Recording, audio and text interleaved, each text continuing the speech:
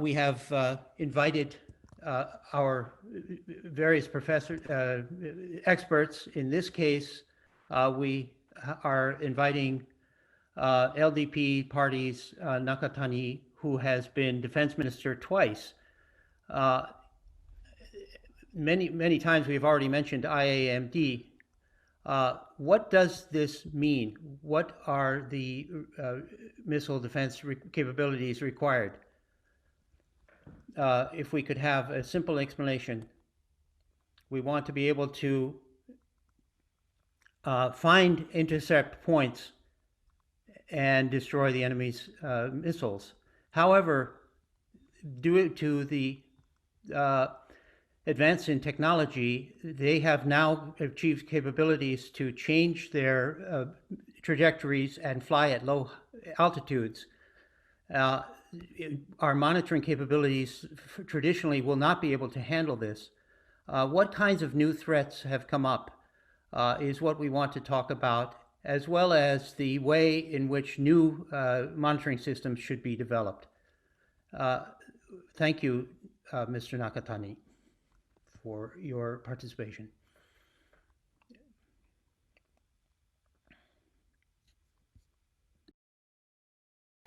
I was minister when Mr. Nishi was vice minister. And when we had the discussion 5 years ago on the peace and security legislation vis-a-vis a North Korean crisis, it became possible to have limited exercise of collected self-defense if there was a crisis of the state. Please have a look at slide 2.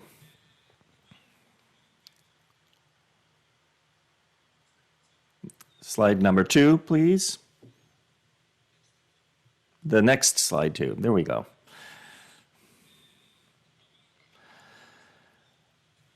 So missile threats to Japan are not ballistic missiles anymore, but HGVs, hypersonic glide vehicles, which are said to go from Mach 5 to Mach 20 at a low altitude. They glide and are said to be difficult to predict as to where they will land. Next slide, please, where they will impact. Slide number 3. There we go. Here are China, Russia, North Korea, and their progress in military equipment. China is focusing on nuclear and missiles, maritime and air power. They are steadily increasing their military power, both widely and rapidly. And they're also strengthening their operational capability. Slide 4, please. Slide 5, please. Slide 5, there we go. This shows that North Korea has had 6 nuclear tests, and they've had 4 simultaneous missile launches and have launched from the sea. And they've also shown progress by doing so-called cold launches. Slide 6, please. Slide 6, please.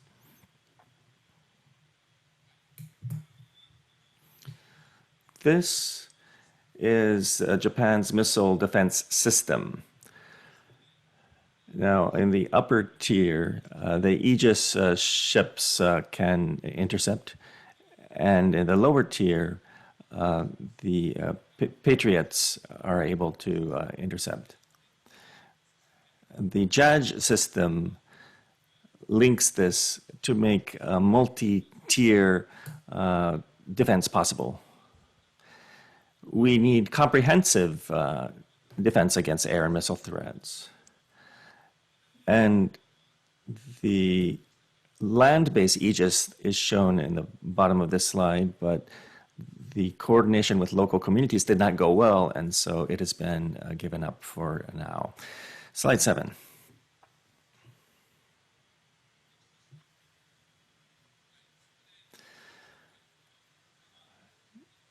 Now this shows Aegis Ashore, but this is the system that was given up. Next slide.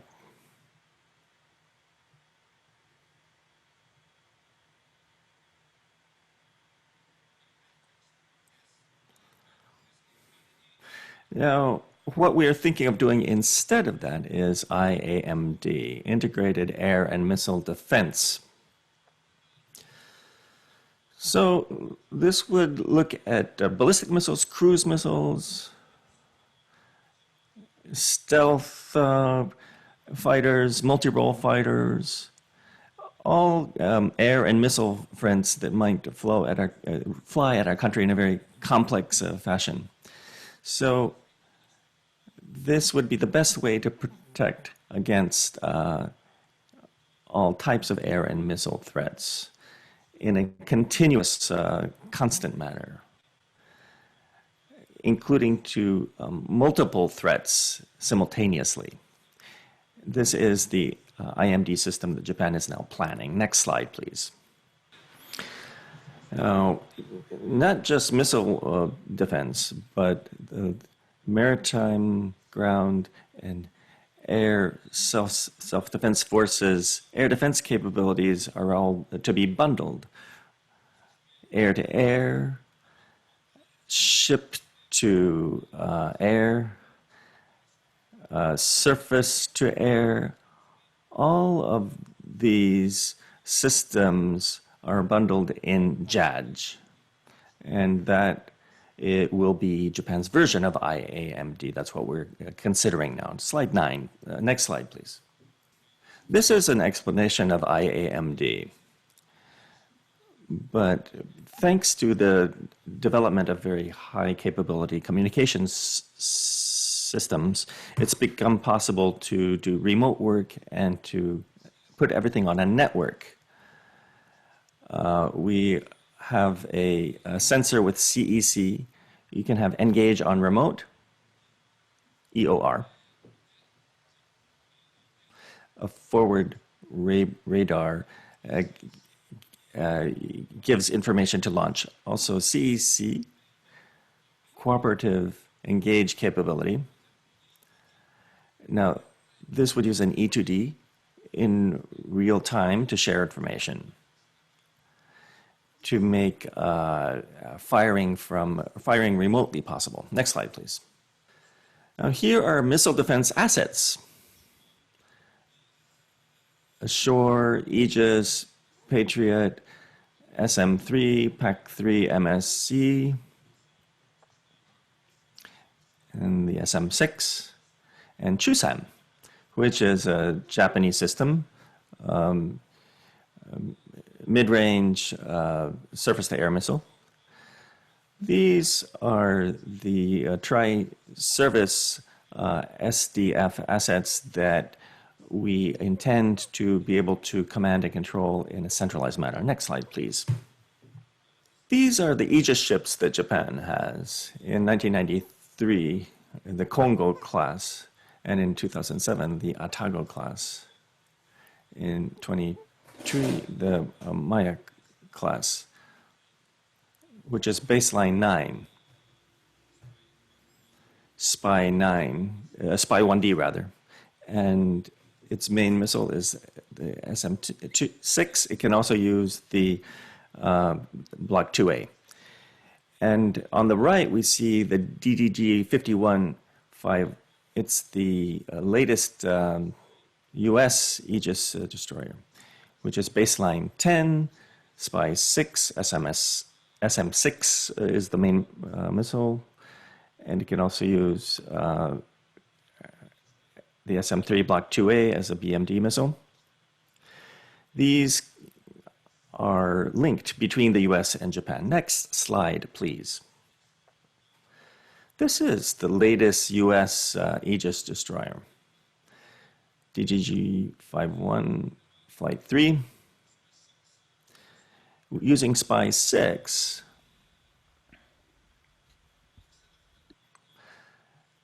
a target that's half the size from twice the distance can be detected and discriminated.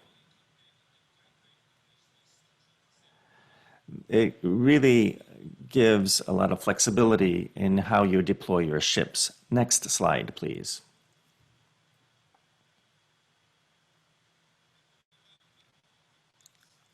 This is Japan's PAC-3. And the idea is to get a further firing distance by using PAC-3 MSE. It makes it possible to protect roughly 3 times the area of what was possible to protect before. Next slide, please. It's the Japan Aerospace Defense Ground Environment. All of the self-defense forces have this.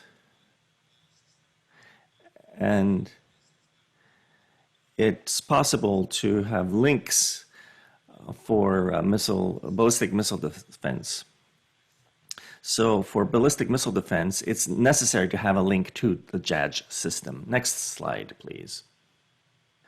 Japan's Aegis ships already have this cooperative engagement capability, but in real time, information is shared. And that makes it possible, as shown in these diagrams, to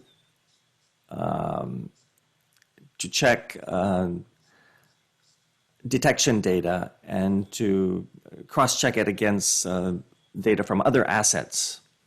So even if you don't have detection data, you can just use the illuminator to guide the missile. CEC has been introduced already. Next slide, please. This shows the progress of networks, and it is also talking about research on advanced systems, constellations, and Guardian type UAVs is what is shown on this, but it's an information gathering asset. Research and development on UAVs is undergoing in Japan. We have conducted tests. Next slide, please.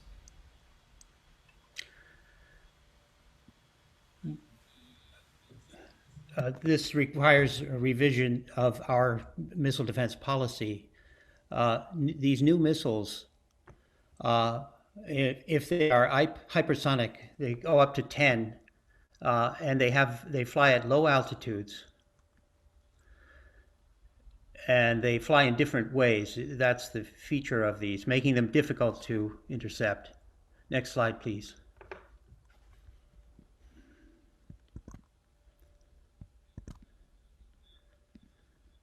It's very difficult to find them with current radar.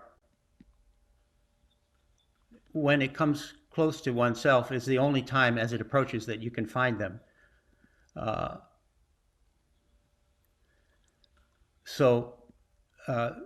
Interception, the reason for the interception of these hypersonic missiles is difficult is illustrated here. So then the next discusses what do we do.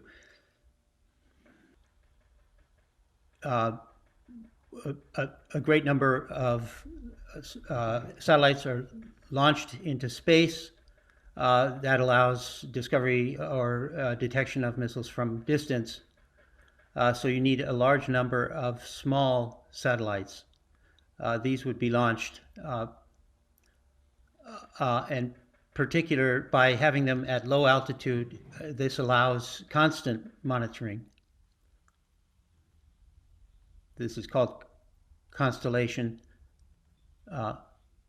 Using IR sensors, infrared sensors on these small satellites, we can discover and track satellites. If this is achieved, that will allow us to discover and track hypersonic missiles as well. Next, please. This has already been published in Japanese newspapers. it was reported that this is being investigated by U.S. and Japan. The scale is very large. Therefore, the question of whether this would be done jointly between U.S. and Japan or independently by Japan is a difficult question. It would, if we're going to be doing missile defense through satellites, I think that would be a joint project with the United States. Next slide, please. So these sensors will be used. Another big discussion is the ability to hit the enemy. In other words, deterrence.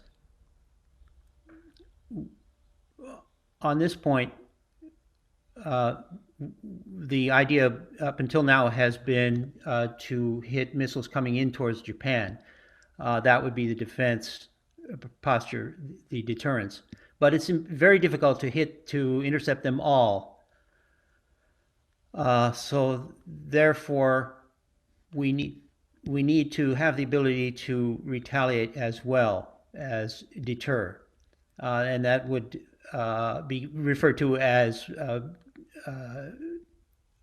deterrence by punishment. This also becomes necessary, as well as.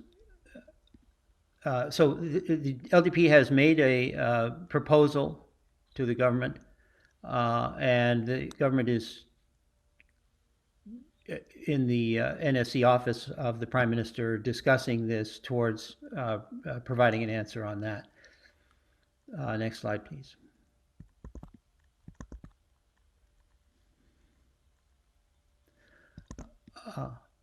On this, this would be joint between U.S. and Japan. The IAMD in the U.S. Has the capability of attacking the target location as well. Japan's missile defense currently depends on the U.S. for the attack capability. As I said at the beginning, under Japanese law, we now have limited ability towards self-defense. The question is, how far can we go with this deterrence between the U.S. and Japan?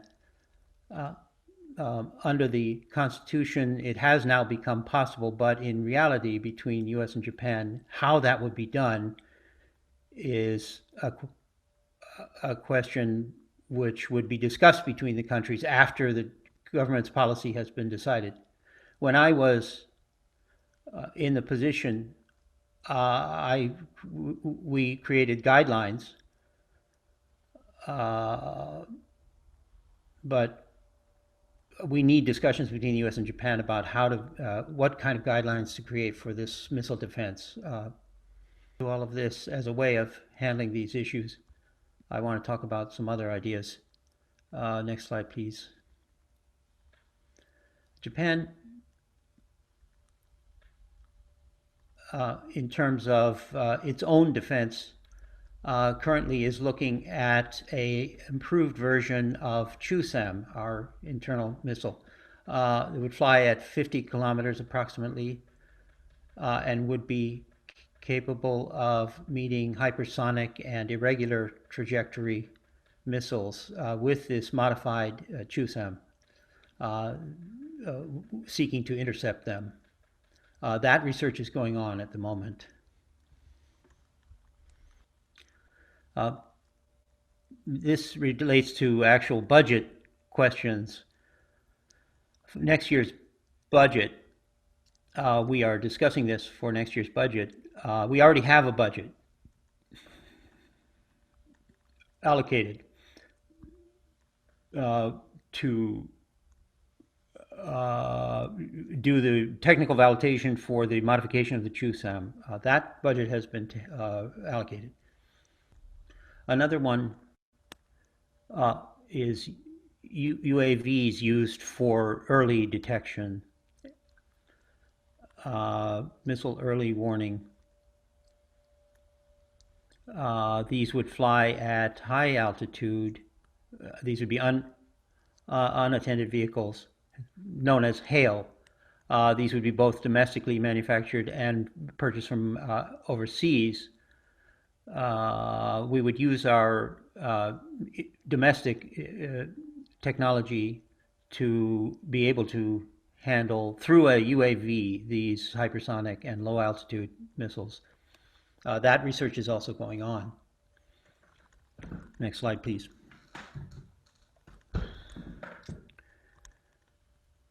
Another is long-range reconnaissance UAVs.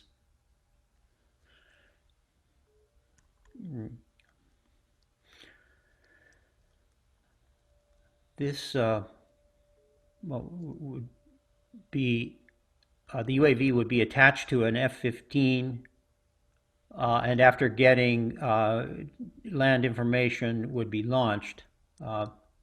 This is also something which is being researched in Japan.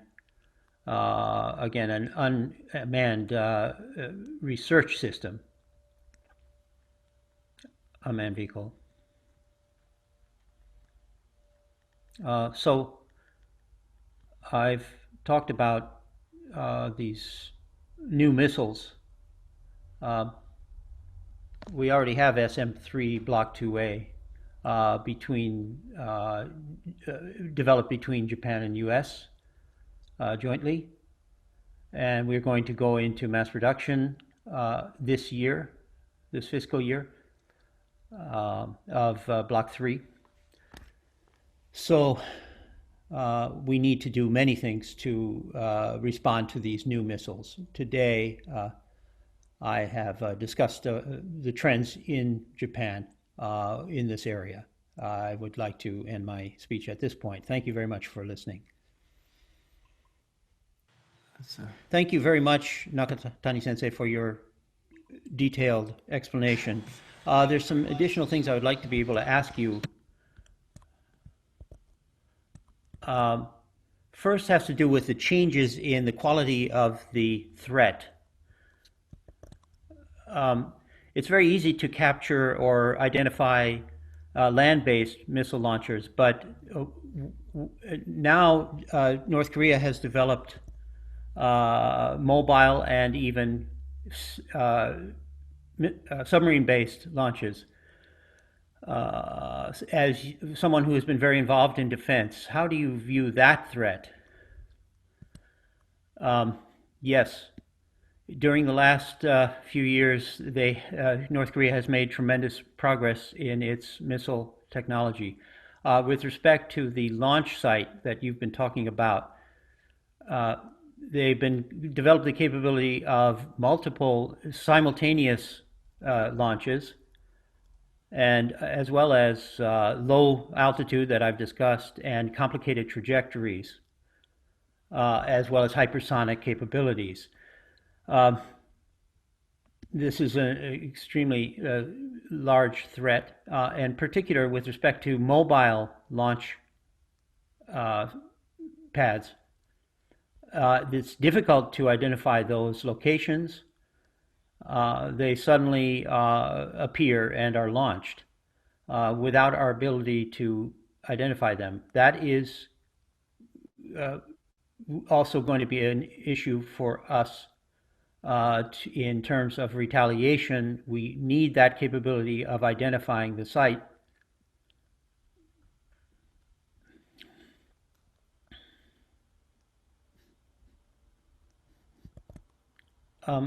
Recently, the government had been planning to deploy Aegis Ashore. That has been suspended or abandoned.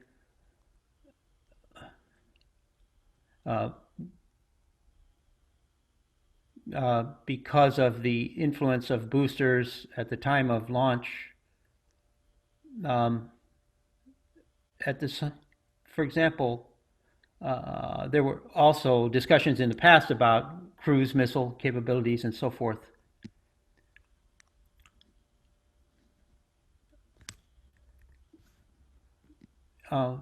Currently, we're going to be re-entering this discussion and talk about, put together concepts for the future. That has to be done by the end of the year.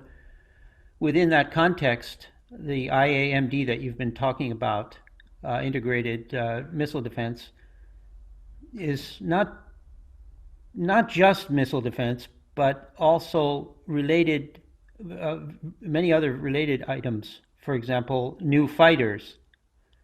That's part of air defense. So that we have to have a discussion that extends very broadly. Can we think of this discussion as part of that? Yes. Because of the increasing diversification of missiles, it's not just sufficient to intercept ballistic missiles. So in terms of a substitute for system for Aegis, we are discussing that and considering it. The IAMD can be a replacement means for the Aegis Ashore, and the IAMD progress, as well as the ability to retaliate against the other site, is something that we need to link with the U.S. to be able to do. And how that link should be created is also something that we need to be investigating. So the abandonment of the Aegis Ashore was a shocking thing. However, using this as an opportunity, we need to be able to build an even better system. That is what Japan is currently researching. Thank you. So, as you say, new threats are coming at us very quickly, and there's always a risk of falling behind the times. So, I think a constellation of small satellites would probably be able to deal with all of these threats. Now, the legacy system is to look at it from the bottom with ground-based radars, but a constellation would make it easier to get a comprehensive picture of everything, I believe. So including those elements, earlier you talked about the merits of a constellation of small satellites. Could you go over that again? Right. So we've had early warning satellites, DSPs. We have used those to intercept missiles, but if you have HGVs, other very high-speed, low-altitude threats, we don't have confirmed information, but if we had dozens or hundreds of satellites in low Earth orbit, below 2,000 kilometers in altitude, then in real time, you could have global communications. And these satellites will be small and cost-effective. And if we use this for missile defense, you could be able to detect HGVs and track them. We understand that this work is underway in the United States. I think it would be great for Japan to participate in this jointly with the United States. I think it would be very significant for the defense of Japan. As to this opinion, I think that most of the defense-related people in Japan are on board with this. If that were the case, then it might be the next big cooperative U.S.-Japan development after the SM-2 Block 2A. The SM-3 Block 2A project had U.S.-Japan cooperation, and my sense really was that the cooperation went well. The more we do this kind of cooperative work, I think that the better we will get at it. For these satellites, I think that the content and substance of U.S.-Japan cooperation will probably be a step higher than it was before. But as to satellite launch capability, among democracies, only France has this, besides the US and Japan. So if satellite cooperation were to be pursued, I think it would be a very advanced cooperation. And it wouldn't just be small satellites. I think it could be a broad cooperation. Do you have any thoughts about other uses in this area? Right. So since becoming a politician, looking at the security of space, I've taken this on as my life work. Finally, Japan has also been able to make a basic plan for space. And security should also be something that we deal with in space. Finally, we've reached that stage. We'd like to be able to launch information gathering satellites and so forth. But as to the Constellation concept that I mentioned, it would be great if we could cooperate with the US on that. And we want to continue to inject enthusiasm into this. And I'll be in touch with you, Mr. Nishi, on this. Well, thanks for that. Now, we have a few questions about deterrence that you mentioned. This also came up when we had Representative Onodera on.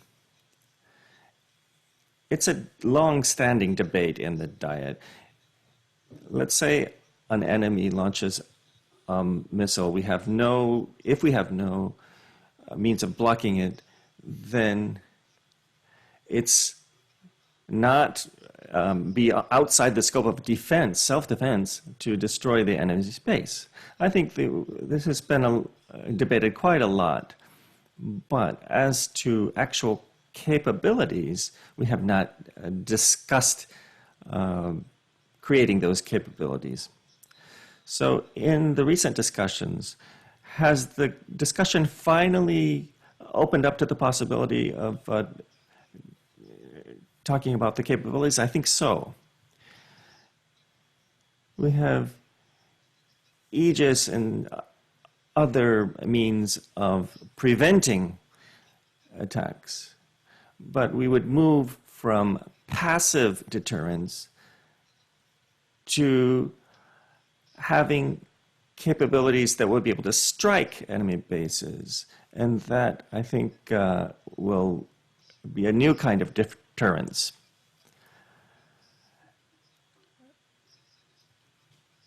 What thoughts do you have on moving this deterrence discussion further? I think that's very necessary. In Japan's parliament, this discussion uses the word exclusive self-defense. Is it constitutional or not to attack within the enemy's territory? Up to now, we've had no such capability at all. But if you think about a soccer game, can Japan win the soccer game? What we've done so far is to protect the goalpost just with a goalie. But we'd have to be able to prevent the opposing team from trying to score a goal from even further out.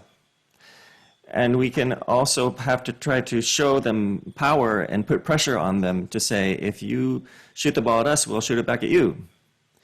So we're finally reaching that stage of discussion. So in preparation for September, within the government, we're talking about whether or not we can really have these capabilities. Prime Minister Abe in his remaining year in office. I mentioned earlier that we made it possible to exercise collective self-defense. This was a great achievement, but one other achievement would be to make it a matter of course to be able to have counterstrikes. I will be supporting that effort. Now, with respect to the constitutional debate, this affects the survival of the nation. Should we just sit by idly while being attacked? If we are hit, we should hit back. This will result in deterrence, and this is legitimate defense based on international principles, and we will have to make sure that our public understands this, and I will be making every effort to explain it to our public. Thank you. As the surrounding situation changes, the U.S.-Japan security relationship also changes, and so does this debate internally, domestically. In that sense, around that point,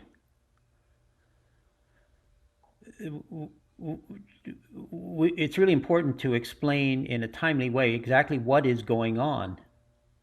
From that standpoint, as you look at the international situation, what is the thing that you have the most concern about in terms of, from the standpoint of our national defense? Skoshi, this is a little off the topic, but if you could share your opinion, I'd be interested. That's the coronavirus, which is a worldwide disaster. Through that, humanity has taken note that to resist this or to fight back against this, we don't go outside. What are we using? Telework. This is a technology which enables us to work remotely, so we don't have to go to the store. We can still shop. We can talk to people. We can carry out our errands.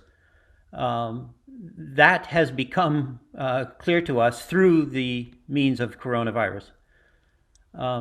So with security as well, with using remote sensors that are linked together, we can again see quite a different future. We've talked about missile defense today and space defense, but using these technologies, including this remote technology, I think is going to be important in the future. And then also unarmed vehicles without the need for people to drive them, and using these IR sensors, we can get a very long range, 800 kilometers or greater visibility. This is quite an advance in camera technology. And we also have identification technology, which has developed at a very fast pace. So you don't have to look at it with human eyes. You can use AI and computers. This is proceeding very fast, this technology advance. So by using these things properly, we can use them for monitoring North Korean missiles. I think that is becoming possible, and we need to work to do that. Thank you. Within that development of new technologies, I think there are various questions that come up. One of them is cyber. Again, I apologize for getting off the topic a little bit, but the cyber threat, what systems can we discuss to avoid that? For example, even if we launch satellites, there could be cyber attacks on those satellites. That's one issue. On the other hand, this is still not a mature discussion.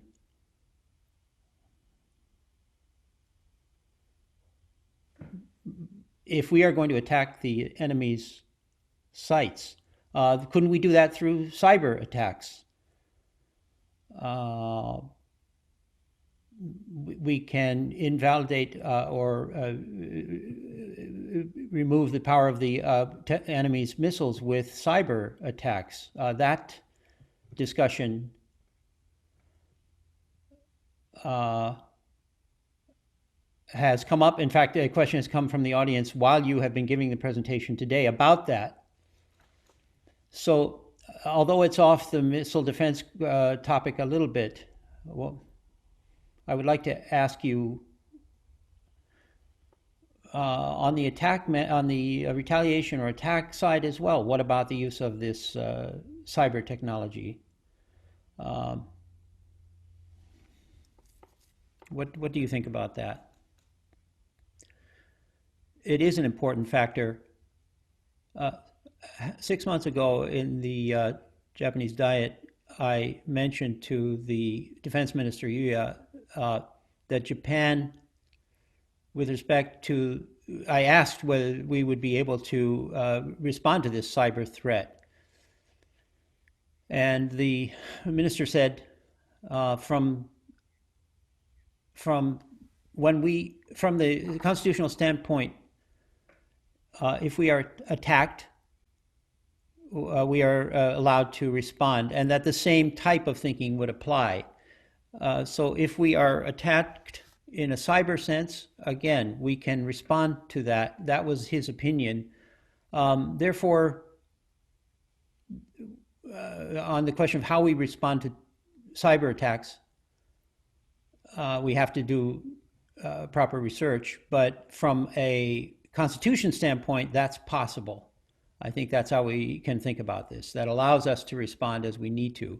So this is an invisible threat. I have one piece of good news. After Nissan, until recently, the person who was in your job, I'm sorry, I didn't get the name,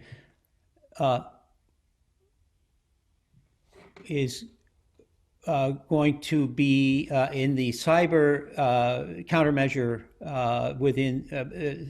he has been given the role of cyber countermeasure headquarter in the PM's office. So I'm very happy that we're going to have such a person handling this, a person I value highly. I don't know if this will be at the level of the U.S. Organizations, but we are going to be developing this, and I think we should work hard to do so in Japan. He, like you, is a very excellent person, and I have high expectations from him. And I hope that you, Nishi-san, will support him. Thank you. This is a question that's come in from the audience. One of the words you used was defense, was deterrence by punishment. What kind of meaning does that have, or these deterrence meanings? Could you explain that? What that deterrence by punishment means? In other words, there's two words. These concepts differ. If you could explain in an easy way what the two types of deterrence are. Yes. Deterrence by punishment means that you respond, you retaliate.